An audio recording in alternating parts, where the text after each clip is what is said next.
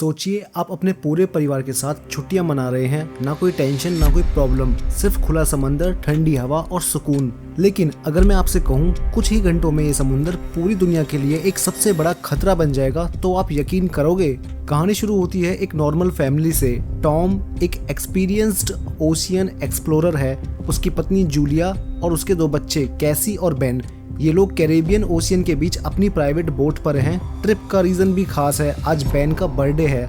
Boat पर birthday celebrate करना, खुला समुंदर, म्यूजिक, लाफ्टर, सब कुछ एकदम परफेक्ट लग रहा है। कैसी अपने हेडफोन्स लगाकर धूप में बैठी है। बेन एक्साइटेड है क्योंकि आज उसका बर्थडे है। टॉम और जूलिया रिलैक्स्ड मूड में हैं। लेकिन यहीं से कहानी में हमें पहला सिग्नल मिलता है। जूलिया थोड़ी देर के लिए स्विमिंग करने का फैसला करती है। वो बिना डरे पानी में कूद जाती है। शुरू में सब कुछ नॉर्मल होता है, पानी शांत है, वेव्स भी सॉफ्ट हैं। लेकिन अचानक जूलिया को एक अजीब सा एहसास होता है, जैसे पानी के नीचे कुछ बहुत बड़ा क्रिएचर उसके आसपास घूम रहा हो। वो रुकती है, चारों तरफ देखती है, लेकिन उसे कुछ भी दिखाई नहीं देता है। उसी समय बोट पर लगे इंस्ट्रूमेंट्स अजीब ढंग से बिहेव करने लगते हैं। कंपास की डायरेक्शन बदलने लगती है, इक्विपमेंट अचानक से रोटेट करने लगता है। टॉम और बेन उस समय फिशिंग में बिजी होते हैं, इसलिए उन्हें इस सिचुएशन की सीरियसनेस समझ नहीं आती है। लेकिन जूलिया के लिए सिचुएशन अब डरावनी हो चुकी है।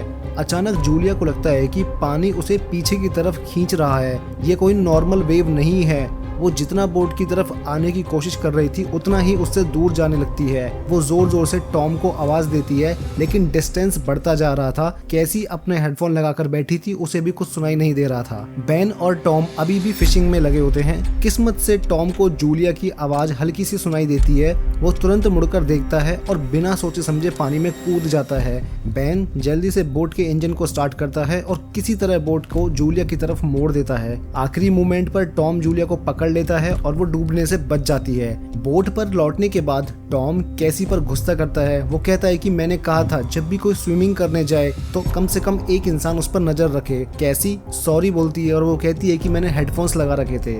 टॉम साफ रूल बना देता है, अब कोई भी बिना बताए पानी में नहीं जाएगा। सब अग्री करते हैं। शाम होते होते सब बेन का बर्थडे सेलिब्रेट करने लगते हैं। केक कट होता है, फैमिली फोटोज ली जाती हैं। यहीं पर कैसी के बॉयफ्रेंड की वीडियो कॉल आती है। कैसी का बॉयफ्रेंड काफी परेशान होता है। वो कहता है कि तुम लोगों को जल्दी से सरफेस की तरफ आ जाना चाहिए, न्यूज में बता रहे हैं कि कुछ बहुत बड़ा होने वाला है। कॉल के दौरान कैसी नोटिस करती है कि उसके पीछे बैकग्राउंड में पूरा शहर तूफान में डूबा हुआ है। तेज हवाएं, लाइटनिंग, केओस और भी बहुत कुछ। कॉल अचानक से कट हो जाती है। यहाँ से हमें समझ में आता है कि प्रॉब्लम सिर्फ इस फैमिली के साथ नहीं बल्कि पूरी दुनिया खतरे में है। टॉम सेफ्टी चेक करने के लिए बाहर आता है और एक शॉकिंग चीज नोटिस करता है। बोट के आसपास वेल्स और शार्क घूम रही होती हैं। नॉर्मली इस समंदर में ऐसे क्रिएचर नहीं पाए जाते हैं। टॉम समझ जाता है जब समुद्री जीव एक साथ सरफेस पे आने लगते हैं तो इसका मतलब है कुछ बहुत बड़ा डिजास्टर होने वाला है। लेकिन डिजास्टर आने से पहले एक और खतरा उनके सामने खड़ा होता है। अचानक से बोट को जोरदार झटका लगता है। पूरी फैमिली घबरा जाती है।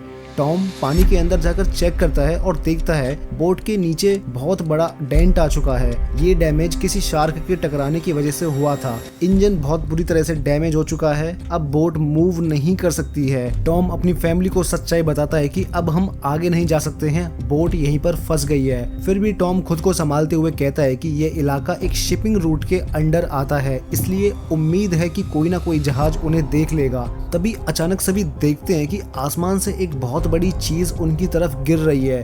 पहले तो लगता है कि ये कोई उल्का पिंड होगा। टॉम बिना सोचे समझे इंजन को चालू कर देता है ताकि बोट उस जगह से हट जाए। उसे पता होता है कि अगर वो ऐसा करेगा तो इंजन कंप्लीटली डिस्ट्रॉय हो जाएगा, लेकिन अगर वो ऐसा नहीं करेगा तो वो चीज सीधा बोट से टकरा जाएगी। इंजन पूरी तरह से खराब हो जाता है, लेकिन परिवार की जान बच जाती है। थोड़ी देर बाद टॉम गौर से देखता है और समझ जाता है कि ये कोई उल्का पिंड नहीं था, वो तो एक सैटेलाइट का टुकड़ा है। और तब टॉम को वो सारी सिचुएशन समझ में आती है कि सैटेलाइट गिर रहे हैं, इसलिए रेडियो फोन काम नहीं कर रहे हैं, इसलिए उनका पूरी दुनिया से संपर्क टूट चुका है। इसका मतलब ये हादसा सिर्फ उनके साथ नहीं बल्कि पूरी धरती पर हो रहा है। अभी ये लोग इस चीज से संभल ही रहे होते हैं कि तभी एक और टुकड़ा उनकी तरफ गिरने लगता है।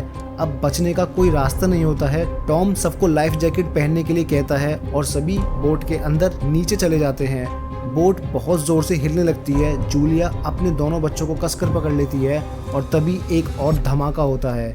इसके बाद सभी बेहोश हो जाते हैं। कुछ समय बाद जब सबको होश आता है तो उन्हें एक बहुत ही अजीब सी बात महसूस होती है। बोट के अंदर कई जगह से टूट फूट हो चुकी है, लेकिन पानी अंदर नहीं आ रहा था। जूलिया सबसे पहले बाहर निकलती है और बाहर का नजारा देखकर उसके पैरों तले जमीन खिसक जाती है। जहाँ कल रात तक गहरा समंदर था, आज वहाँ सूखी जमीन फैली हुई है। चारों तरफ मरी हुई मछलियाँ, ऊबड़ खाबड़ जमीन और पहाड़ जैसी बनावट। ऐसा लगता है जैसे ये लोग किसी और ही दुनिया में आ गए हों। टॉम अपना कंपास निकाल कर देखता है। कंपास पूरी तरह से उल्टी दिशा दिखा रहा था। टॉम उन लोगों को बताता है कि धरती के पोल स्विच हो गए हैं। वो उन्हें बताता है कि जो पहले नॉर्थ पोल था वो अब साउथ पोल हो चुका है और जो साउथ पोल था वो नॉर्थ पोल हो चुका है। इसी वजह से समंदर का सारा पानी धरती के दूसरे हिस्से में चला गया है। जहाँ पहले जमीन थी और जहाँ लोग रहते थे, अब वहाँ पूरी तरह समुद्र बन चुका है और जहाँ पहले समुद्र था वो अब खाली जमीन बन चुकी है। टॉम की बात सुनकर कैसी रोने लगती है, क्योंकि कैसी का बॉयफ्रेंड शहर में था जो कि अब समुंदर बन चुका है, यानी उसका बॉयफ्रेंड मर चुका है। कैसी खुद को कैबिन के अंदर बंद कर लेती है और वो रोते हुए सोचती है कि अब उसका बॉयफ्रेंड जिंदा नहीं है। जूलिया उसे संभालने की कोशिश करती है। टॉम फिर भी ट्राई करता है रेडियो से किसी से कांटेक्ट करने के लिए।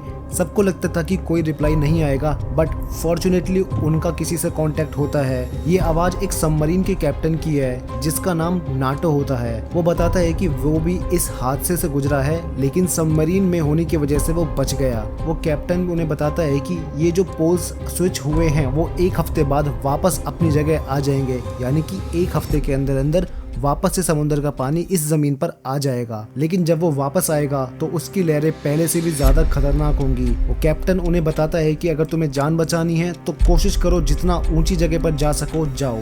टॉम कैप्टन से अपने परिवार को सबमरीन में लेने की गुजारिश करता है। कैप्टन सच्चाई बताता है कि देखो, सबमरीन में सिर्फ 2 लोगों की जगह है। वो खुद भी बहुत बुरी तरह से घायल है। ये सुनकर टॉम को काफी बुरा लगता है। टॉम उससे रिक्वेस्ट करता है कि मेरे 2 बच्चे हैं, प्लीज इनको बचा लो, जिस पर वो कैप्टन भी अग्री हो जाता है। वो शिप का कैप्टन उसे अपने कुछ कोऑर्डिनेट्स बताता है जिससे टॉम उसकी लोकेशन का अंदाजा लगा लेता है। वो लोग अपना सामान पैक करते हैं, खाने पीने की चीजें अपने पास रखते हैं और वहां से निकलने का डिसीजन लेते हैं। अकॉर्डिंग टू टॉम, वो अगर पैदल चलेंगे तो 2 दिन के अंदर उस सबमरीन तक पहुंच जाएंगे। अगली सुबह एक अजीब सा आदमी अपने कुत्ते के साथ उन्हें वहां पर आता हुआ दिखाई देता है। वो आदमी घायल होता है, कमजोर सा लग रहा था। टॉम इंसानियत दिखाते हुए उसकी मदद करने के लिए पानी की बोतल लेकर जाता है, लेकिन पानी पीते ही वो टॉम पर वार कर देता है। जूलिया जब ये सब दूर से देख रही होती है तो वो दौड़कर उसकी तरफ आने लगती है, लेकिन जूलिया के उन तक पहुंचने से पहले ही वो बंदा टॉम को मार देता है। लिटरली वो उसकी जान ले लेता है। ये देखकर जूलिया बहुत ज्यादा घबरा जाती है और वो तुरंत वापस अपने बच्चों की तरफ दौड़ती है। वो कैसी को एक फ्लेयर गन देती है और उसे एक सोफे के नीचे छुपा देती है और बोलती है कि जब सबसे ज्यादा जरूरत हो तभी इसे यूज करना। कैसी और बेन अपने पिता की लाश को देखकर पूरी तरह से टूट जाते हैं। बेन खुद को दोष देने लगता है, अगर मैंने बलून हवा में नहीं छोड़े होते तो वो आदमी यहाँ पर नहीं आ पाता। जूलिया अपने आंसू रोकती है क्योंकि खतरा भी उनके सामने खड़ा होता है। वो आदमी अब जूलिया और बच्चों की तरफ बढ़ने लगता है। जूलिया तुरंत बच्चों को कैबिन में बंद कर देती है। वो किलर बोट में घुस जाता है और खाने पर टूट पड़ता है। वो ऐसे खा रहा था जैसे वो बहुत दिनों से भूखा हो। जूलिया किसी भी तरह बोट के नीचे छुप जाती है, लेकिन किलर को शक होता है कि वो अभी भी जिंदा है। किलर जूलिया को ढूंढते हुए बोट से नीचे उतरता है और उसे लगता है कि जूलिया यहीं कहीं छुपी हुई है, लेकिन तभी किलर का कुत्ता उसे देख लेता है और जोर जोर से उस पर भौंकने लगता है। अब जूलिया के पास कोई रास्ता नहीं बचा था। वो अपने बच्चों को बचाने के लिए मजबूरी में उस कुत्ते की जान ले लेती है। जब किलर अपने मरे हुए कुत्ते को देखता है तो उसे पूरा यकीन हो जाता है कि जूलिया यहीं कहीं छुपी हुई है और वो जिंदा है। वो बोट से नीचे उतरकर उसे पकड़ने की कोशिश करता है, लेकिन जूलिया बहुत ही चतुराई से दूसरी तरफ से निकलकर फिर से बोट के ऊपर चढ़ जाती है। थोड़ी देर की भागदौड़ के बाद किलर फाइनली जूलिया को पकड़ ही लेता है और उसका गला दबाने लगता है। ये सब कैबिन के अंदर से कैसी देख रही होती है और उसे याद आता है कि उसकी माँ ने उसे फ्लेयर गन दी थी। जैसे ही मौका मिलता है कैसी फ्लेयर गन चला देती है। किलर पीछे गिर जाता है और बोट में आग लग जाती है। यहाँ मौका देखकर जूलिया अपने बच्चों के साथ जलती हुई बोट से बाहर निकल जाती है। बाहर निकलते ही तीनों अपने पिता टॉम की लाश को देखते हैं। कैसी और बेन रोने लगते हैं। बेन फिर से खुद को दोष देता है, लेकिन तभी वही किलर फिर से जलती हुई बोट से बाहर निकल आता है। जूलिया दोनों बच्चों को लेकर तेजी से वहां से भागती है। कुछ ही देर में बोट जोरदार धमाके से फट जाती है। भागते भागते वो तीनों बहुत थक जाते हैं और एक पहाड़ी के पीछे रुकते हैं, लेकिन तभी जूलिया देखती है कि वो किलर अब भी उनका पीछा कर रहा था। भागते भागते वो एक ऐसी जगह पहुंच जाते हैं जहां जमीन पर जहरीला पानी होता है। वो पानी तेजाब जैसा होता है। जूलिया जानती है कि ये रास्ता बहुत खतरनाक है, लेकिन कोई दूसरा और रास्ता नहीं था उनके पास। तीनों उस जहरीले पानी से होते हुए गुजरते हैं। इससे उनकी हालत और भी खराब हो जाती है। थोड़ी देर बाद बेन की हालत बहुत ज्यादा खराब होने लगती है। वो बहुत बुरी तरह से प्यासा था और कमजोर भी। उनके पास पानी की बस कुछ ही आखिरी बूंदें बची थी, जो जूलिया बेन को दे देती है।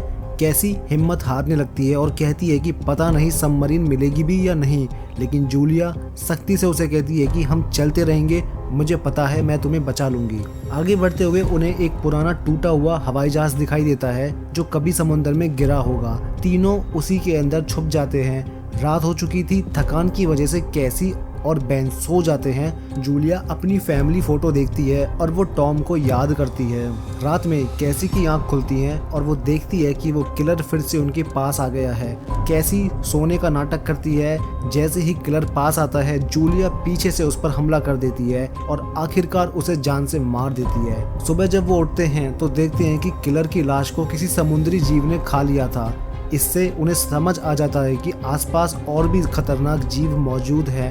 अब उन्हें जल्दी से सबमरीन तक पहुंचना होगा। चलते चलते बेन को दूर से पानी दिखाई देता है। वो बहुत प्यासा होता है और बिना सोचे समझे उस पानी को पीने लगता है। जूलिया मना करती है, लेकिन तब तक बहुत देर हो चुकी थी। उसने वो पानी पी लिया। इससे उसकी तबीयत और खराब हो जाती है और उसे कुछ पता नहीं चल रहा कि उसके साथ क्या हो रहा है। इसी दौरान जूलिया को एक अजीब सी आवाज सुनाई देती है। वो देखती है कि हजारों की संख्या में विशाल केकड़े उनकी तरफ बढ़ रहे हैं। वो भागते हैं और एक बड़े कार्गो शिप तक पहुंचते हैं। शिप के कंटेनर्स में कई लोग छुपे हुए थे, लेकिन डर की वजह से वो जूलिया और उन बच्चों को अंदर नहीं आने देते हैं। केकड़े पास आते जा रहे थे। मजबूरी में जूलिया अपने बच्चों को कंटेनर के ऊपर चढ़ा देती है और खुद जब वो ऊपर चढ़ रही होती है तो एक केकड़ा उसके पैर पर काट लेता है। जूलिया किसी तरह ऊपर पहुंच जाती है और अपने पैर के जख्म को एक कपड़े से बांध लेती है और थोड़ी देर में वो बेहोश हो जाती है। कैसी और बेन देखते हैं कि केकड़े कंटेनर के अंदर घुस जाते हैं और वहां छुपे हुए सभी लोगों को मार देते हैं। थोड़ी देर बाद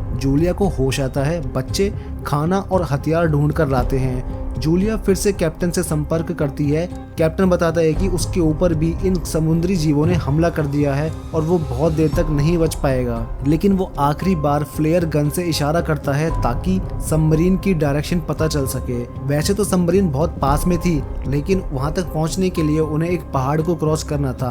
अनफॉर्चुनेटली उस पहाड़ को क्रॉस करते टाइम वहां पर थोड़ा लैंडस्लाइड हो जाता है, जिसकी वजह से जूलिया बीच में फंस जाती है। टाइम कम था, इसलिए जूलिया कैसी से कहती है कि तुम अपने भाई को लेकर जाओ, मुझे यहीं रहने दो। कैसी रोती है, लेकिन उसकी माँ उसे कसम देती है कि तुम्हें जल्दी आगे बढ़ना होगा।